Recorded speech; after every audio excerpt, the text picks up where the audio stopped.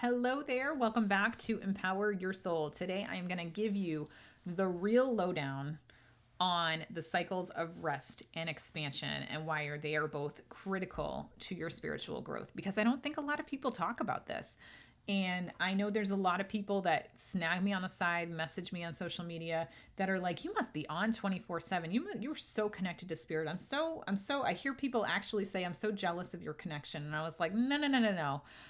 When I'm on, but when I'm off, I'm off. So let's talk about that. Because when I started my mediumship journey, I was like a kid in a candy store. Once I learned how to tap into spirit, I never, ever, ever shut it off. And I know that's familiar for a lot of you as well. I was constantly connected. I was doing readings all the time. And I was just constantly just in that space with spirit, asking for more and more and more. Give me more signs, more spirits, give me more of everything. But what ended up happening, and I was fine for a very long time. I got to tell you, like, I rode that energy for a very, very long time. But then what ended up happening is that my guides were like, it's time to rest. And how that showed up is spirit would actually send me essentially red, yellow, green lights, right? So when I would read for somebody, they would give me a green light, good to go, read them, right? If I got a yellow, they're like, this one's going to be a little bit rocky. Don't worry about it, push through it. Don't let it get to your head, right? And then I was like, that's cool. And then eventually they started showing me red lights when I went to go read for people. And I'm like, that's weird. I'm going to read them anyway because I'm that asshole. So spirit was really nice. Those readings were absolutely brutal, but they let me try to read these spirits until one day I saw the red light and I'm like, yeah, tough shit. I'm reading for this person because that's how I talk to my guides. And do you know what happened in that reading? They finally put their foot down and made all of the information come out wrong. I mean, when I say all of the information, everything I said, the client said no to. No, no, no, no. This is a 30-minute reading. No, no, no, no. It was a very dramatic way for my spirit guides to get my attention. Let's be completely honest with you. So I learned from there, actually, here is exactly what happened after I faced these no's. I literally went out to my living room. I put my head in my hands and I sobbed. I can laugh about this now because it happened a long time ago, but I sobbed. I was so upset. I was like, why am I doing this work? This is the dumbest thing I've ever seen. Like fine, I'll fucking quit. I'm horrible at this. And that's what I found out about my mediumship guide, which is Archangel Gabrielle. She presents as a she to me, by the way. So you might hear me say Gabrielle because that's how she likes me to say her name. She showed me a picture in my head of a massive white feather on brick in Boston. The next day, I drove to Boston, and I live very far outside the city. So I drive into the city at like 5:30 in the morning. I'm in my car going, because if I don't leave by 5:30, I'm sitting in 2 hours worth of traffic. Because if you live in Boston, you know, like, it's the worst fucking traffic I've ever been in. And that's why I was so eager to quit my job. So I get there at 6:30 in the morning, leave the parking garage, cross the street. There is brick pavement, brick sidewalks. I'm walking up to my building and I'm looking down and I'm still, my eyes are all red from the night before. I'm still so upset. And there, in the middle of the sidewalk, was a giant white feather.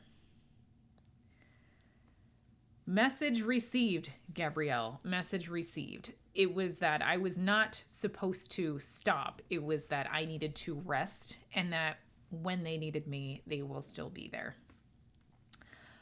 Yes, I regret it. I never picked up that feather. I would still have that feather today if I did, but I was so fucking shell-shocked. That was the first time I saw massive physical evidence from my team.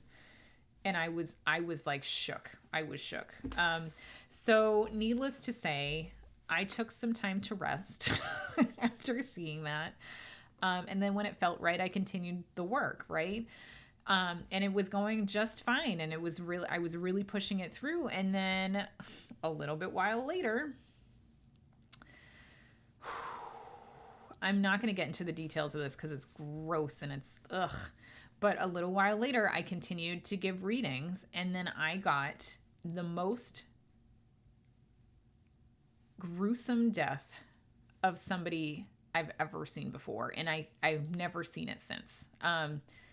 It was too much for me because they showed me what happened, and then they made me feel exactly what had happened. And when that happened to me, I mean, I want to say like, it was interesting because it was accurate in the way that I relayed the information. The person could take exactly what I was saying, but being able to feel exactly how somebody died in a very, very traumatic way was like, it made me sick to my stomach, and I had to take months off. And I'm not exaggerating. I had to take months off. It shook me to my core. Hearing, feeling, seeing the way that this person died.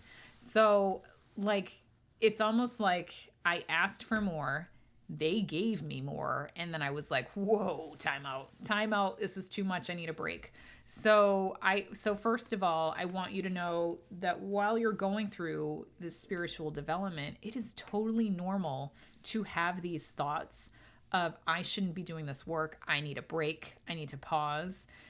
And it doesn't mean that you're not dedicated to the work, because I feel like we're all upset about like, I don't want to piss off my spiritual team. I don't want to piss off the dead, because then are they going to come back? Are they going to get mad at me? Is the reading going to be okay? Is it, if I, and it's, I like, it's, they're making in my head right now this connection to me on why I kept saying, why like I kept pushing through, is because it's like my corporate mindset, right? My corporate mindset is, yes, please. Can I have another? Like, that was horrible. Let me do more. In that I grew up under literally the guise of, if I didn't say yes to everything my management team asked me to do, the opportunity for moving up was stunted. So that's what they're equating that to in my head right now, is that every time someone came to me, I would say yes, because I felt like I was supposed to do it. And if I didn't do it, then I would piss the dead people in my spirit team off, and that's not true at all. So I want to put that out there, because they're making that connection for me. That was like an ingrained behavior for me, to say yes and push through even though I didn't feel like it. So that was my bad. But I just want to say, like, if during your development you need to take time out. If you feel like you need to take a step back, and that's totally fine. That's totally normal, and that's part of this work, because it is a lot. And you do need integration time. So let's fast forward to more recent times for me. Specifically, I just released the podcast episode talking about, doing the demonstration at a crystal mine. The last time I did a mediumship demonstration before that was in October. So you're talking about, I took a break from November through February in terms of demonstrations, which, like, ideally that's when I should be doing them. Everyone's hunkered down in the winter. It's the holidays. Everyone wants the connections with their loved ones, right? But here's the thing. I didn't feel like I could do it then. There was a lot of bullshit going on about the election, right? At like once, and I knew, like in my bones, I knew, because I knew that there were like something in me must have known that Trump was going to win. I got to say that, because I knew that there was going to be a lot of drama, a lot of trauma raised around election time. And I knew that like it would continue into January. So I purposely knew, like subconsciously in my head, that I was not going to be doing any major events during that time. Like I couldn't handle it. I took a break. But you know what happened? When I was ready, I reached back out to the amazing places that love to work with me. And I'm like, hey, sorry, it's been a while. Do you mind would you be interested in booking another event with me? And they both open arms, lovingly, thank you so much, said yes, and took me back in, which was so appreciative of them. They're all so wonderful. All the places I work with are so wonderful. So, I mean, it is okay to take steps back. Like it is okay to talk about these cycles of growth and these cycles of rest, because everyone needs them. Everyone needs them. And I think that's something we don't really talk about. Like, even going into January, I didn't even want to make any content. Like, I don't know, like, if you look back, and I don't think they timestamp everything anyway, but if you look back at my like social content in the month of January, there was like nothing. I pre-planned some stuff, but I didn't make any new content in January because the energy was so bad. And my team literally was like, rest, Nicole, rest. You do, like, anything you put out in January is going to fall on deaf ears. So you are just going to be wasting your time and your energy. So I followed that, right? But we come from this culture of hustle, go, go, go, can't waste any moment, always need to be productive. And I'm here to tell you that that's not the way that spirit works. Spirit wants us to go through periods of rest, because when we go through rest, it's like the Energizer Bunny. We increase we build our reserves of energy. We top our battery off at full battery life, right? And then we start to get inspired and motivated again, right? And what happens when we take those periods of rest, and I have to tell you, this happened to me earlier this month in February, when I felt like I was ready to go, everything felt expansive and aligned. And that's what happens during these cycles. You go through constriction of feeling like, I'm the worst, I'm not good, I'm taking this time off. And let me tell you, my mental health was not great in January. It wasn't. I felt like I'm just going to say it. I felt like I'm a loser. Why am I doing this work? Right? Like, yes, I go through these moments. Everyone does, right? I'm not going to pretend I'm the only one, because I'm not. I think we all go through these moments of, what the fuck am I doing? Why am I wasting my time? I should just go back to the corporate world because it'd be easier. And yeah, it probably would be easier. But we all go through this time frame of like constriction and bringing it in and realigning and going through things. And then when we're ready to go back out and be expansive again, it's right there, and it's like it never left. It's like it never left. So I want to let you know, if you're going through contraction right now, honor that. Honor where you're at. Take the time to rest. Take the time to take care of yourself. Go inward. There's a reason why it's happening now. So take that time. And if you feel like it's time to move, it's time to go, it's time to expand, it's time to be more, do more, do that too. Honor exactly where you're at. It doesn't matter, but know that you aren't going to stay stuck in either of these for long. So when the energy strikes, respect it and follow it. Let it lead you. And I thought I would take a few minutes in this episode, because you're sick of hearing about me. I'm sure I don't feel like I'm whining, but I'm sure you're sick of hearing about my story.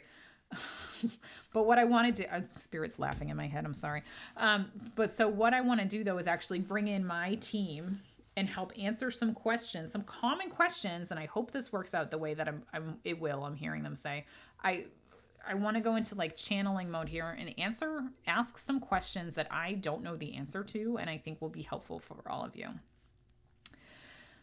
So first of all, I want to ask my team about these cycles of rest and expansion, and what is the purpose of it? And the information that immediately comes through from my team is that you can't expand without the rest. The two are direct. It's like two sides of the coin. You can't have one without the other. You can't expand unless you rest, because rest allows you to not only charge your batteries, like I was saying, but also it allows you to clear out space for things that are no longer aligned to you. Because when you literally remove things from your life, or bring yourself, like, shut everything down, you realize what's important and what needs to go and what needs to stay. Because when you are in this they're showing me, like, when you're sitting in sweatpants on a couch underneath a blanket, you start realizing what you have to do versus what are the things that were placed on you that you were doing for other people. So it allows you this time of reflection, removal of things that aren't aligned for you, so that you make space for the expansion. So think of rest as the time where you bring everything in, remove what's no longer there, so that when you do expand, you have space to do so, because you can't expand without the space to do so. And what that means when I'm talking about removing, you're removing things from your to-do list. You're removing, I'm going to say it like friends that drag you down energetically. You're removing tasks. I think I already said that. You're removing essentially like things out of your life that take up time and energy that you no longer need, that are no longer aligned for your current energetic life cycle. So think about that when you're thinking about rest. What am I removing from my life at this point? And work on you, working on the removal, so that when it's time to expand, you have space for spirit to work and bring in more things that are more aligned to you.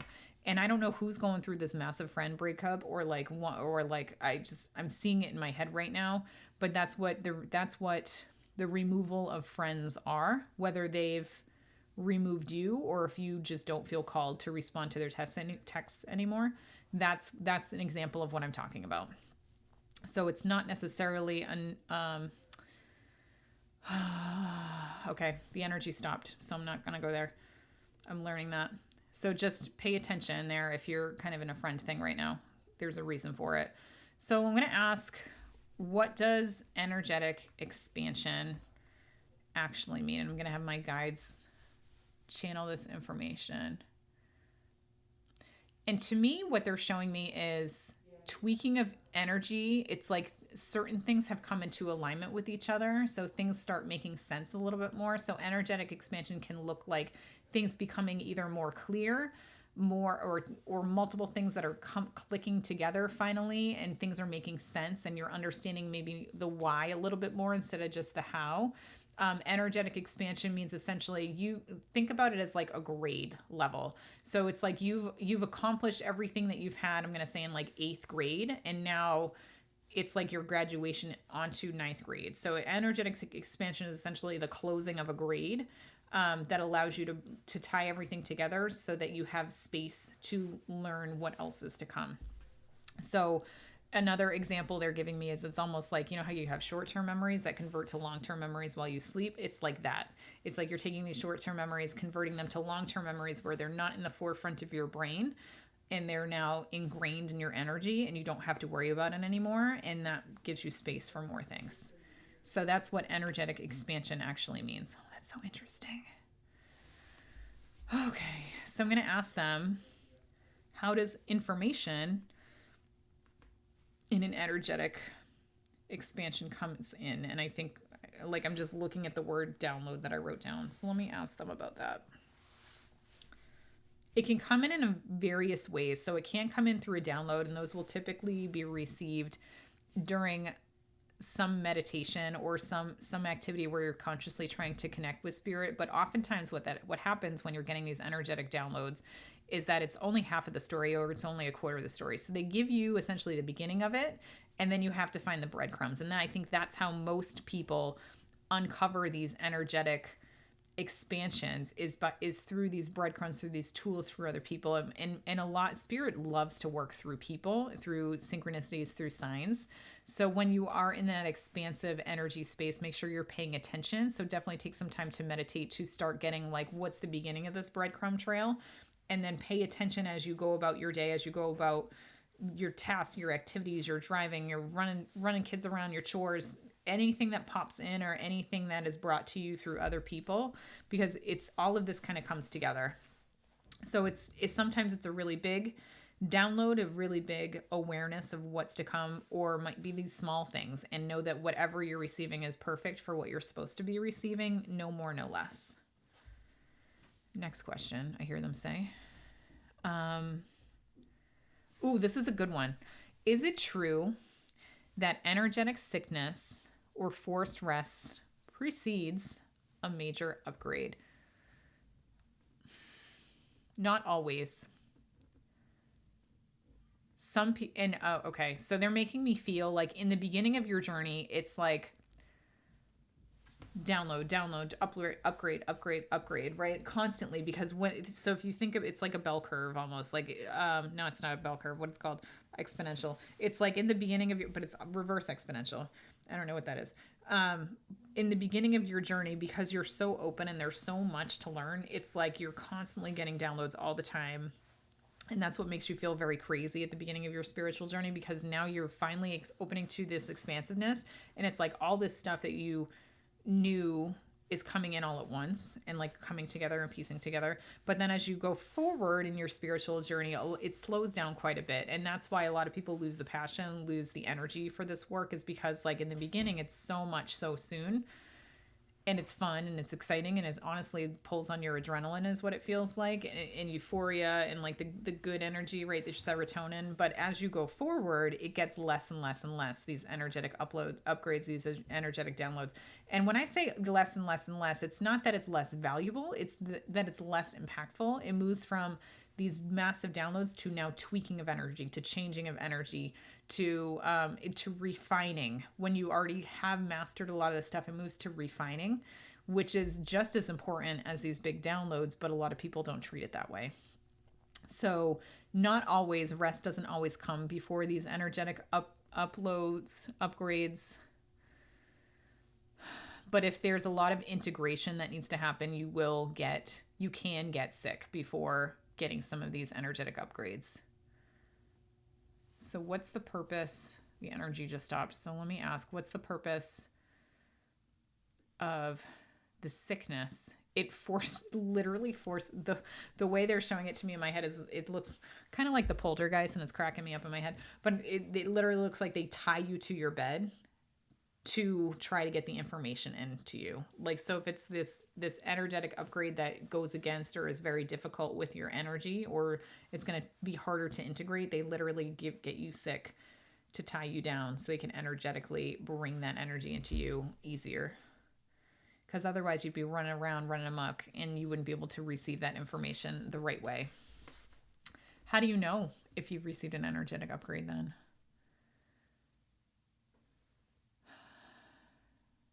You feel different.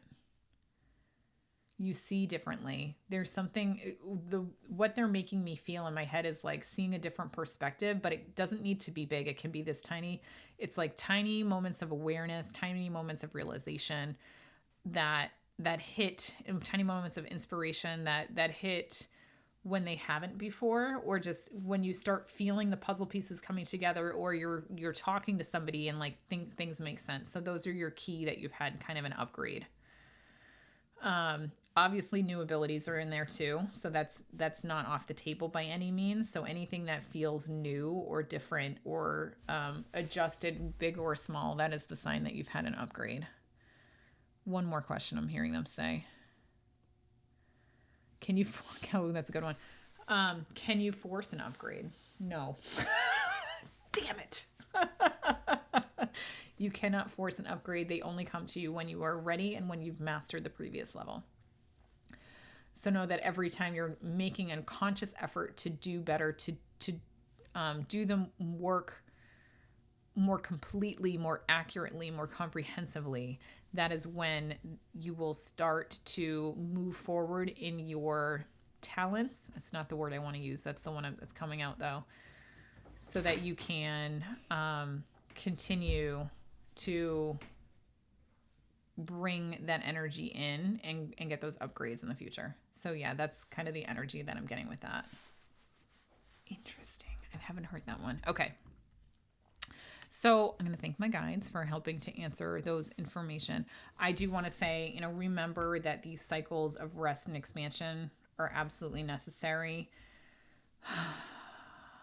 And just like it's season, everything comes in a season. So stop acting like every season is summer, even though in the middle of winter over here, I wish it was right now. So sometimes you need to rest, regenerate, grow those seeds so that they can be expanded into beautiful flowers in the future. So go plant your seeds. So, and then if you're in a rest period right now, I see you. We're all frustrated in those rest cycles, but know that it's essential. And then when you're in expansion phase, ride that wave as long as you can and just go with the journey. So again, both parts are equally valuable in your spiritual journey. And I don't want you to forget that. I hope this was helpful. And I want you to know that my kids just came home, so I'm going to stop recording. I hope you have a wonderful day. Take care.